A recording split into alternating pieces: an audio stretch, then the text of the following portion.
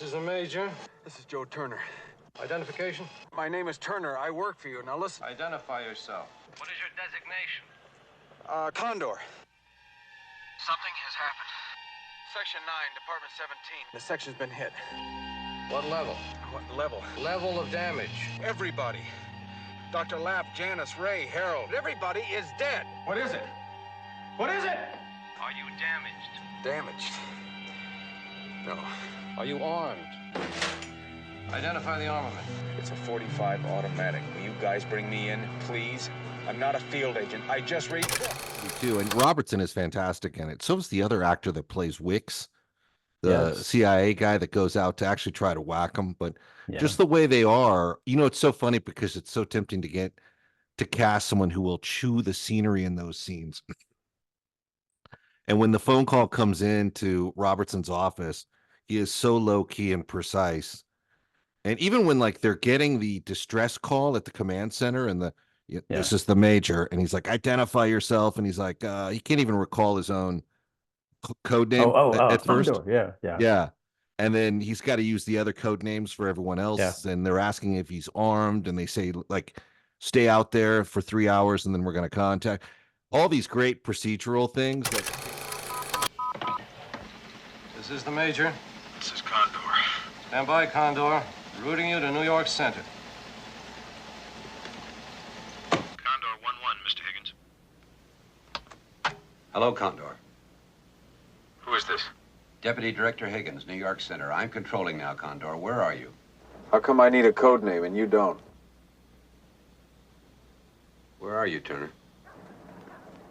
Here. You all right? Are you insane? Everybody's dead. Take it easy. Just take it easy and we'll bring you home. Now, here's how we'll do it. Do you know the Ansonia Hotel? Broadway and 71st. Broadway and 73rd. There's an alley behind the hotel. 1 hour from now at exactly 15:30, I want you to enter that alley from the 73rd Street side. Will you be there? The head of your department just came here from D.C. He's going to bring you home. I've never met him. Don't worry.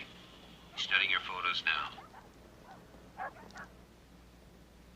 Turner? Turner! I don't know you either. We'll meet. He'll be carrying a Wall Street Journal in his left hand. There were two guys at my house. What were you doing there? You were told not to go there. I was homesick. Who were they? They were ours. What were they doing in my house? I'm not going in any alley with you or anybody, and fuck the Wall Street Journal. Turner, it's been a long, bad day. You've been under... You're damn right I've been under.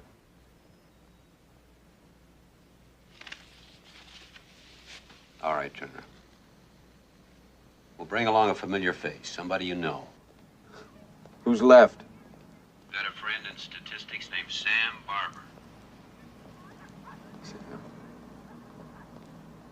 You guys are something. Will he do? Yes, Sam will do. All right, Turner. Stay well for 60 minutes, and you're home. Can I ask a question? Sure. What is happening? I'll talk to you in 60 minutes. You've got 55. If I remember right, they go out to his apartment and he catches them there, right? And so he backtracks. Well, his landlady sees him and says, "Oh, your friends are waiting for you." And they told him not to go there. Yeah. They told him, "Don't go home." And he did. Your friends are waiting for you. Yeah, he goes home. And he says on the phone later, "Because I was homesick." Yeah. Yeah.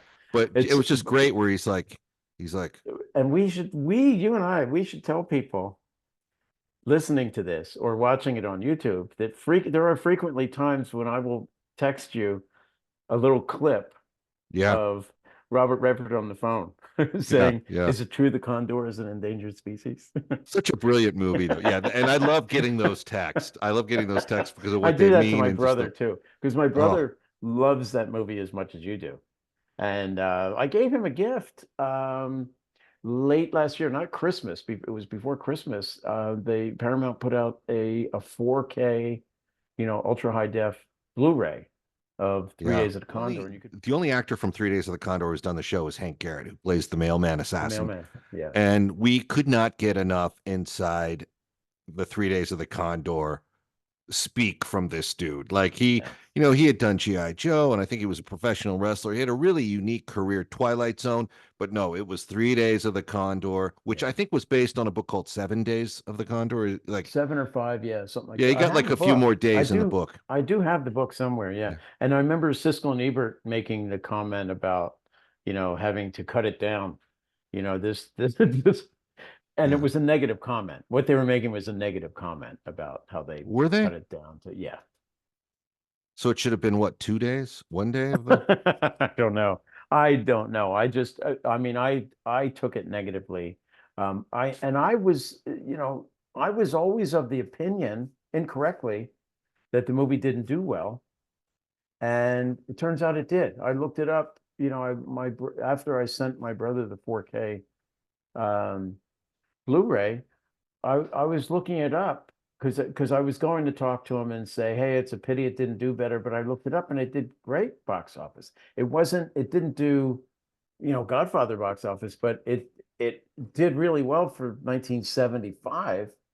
Oh, absolutely captivating, especially when they go to, what is it, like the import-export office, and John Houseman is doing the rundown on who this guy might be, and he's like, is he a soldier of fortune? And then Robertson's going, no, he went to college on the GI Bill. What we have here is a guy that reads everything. Everything, yeah. Yeah, and that's, it's a big advertisement for getting literate and reading, but it's just the way they break him down and the way they look at the whole, it's just enthralling. And the setup, Max von Sydow. For all that reading too, when the guys are in the office and they're talking about, a person is killed, there's an entry wound, no exit wound, and there's no bullet in there.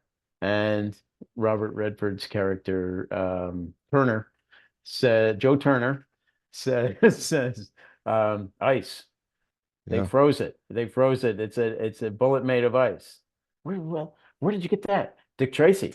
Oh, he was reading comic books, or the comic strips too. Dick Tracy. Yeah, but he follows it up. It's either Dick Tracy or like Dashiell Hammett. It's one of those guys, but he follows it up with like actually an underrated detective. He like he's got it all, like the entire catalog of cases on his memory. But it's just such a great setup, and the way they work in that office, and you don't know what they do. But the idea that somebody stumbles on something accidentally that gets everyone killed is just a great trigger for a story. And Redford really sold it. And hi, my name is Harold Payne. I'm a singer-songwriter in Los Angeles, and I'm here to call attention to NMOSD, which is neuromyelitis optica spectrum disorder.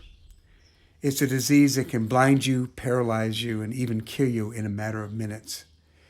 And a cure for it could possibly be a cure for cancer. So please reach out to Guthrie Jackson, that's Guthrie-Jackson Foundation, and donate today. Thanks a lot.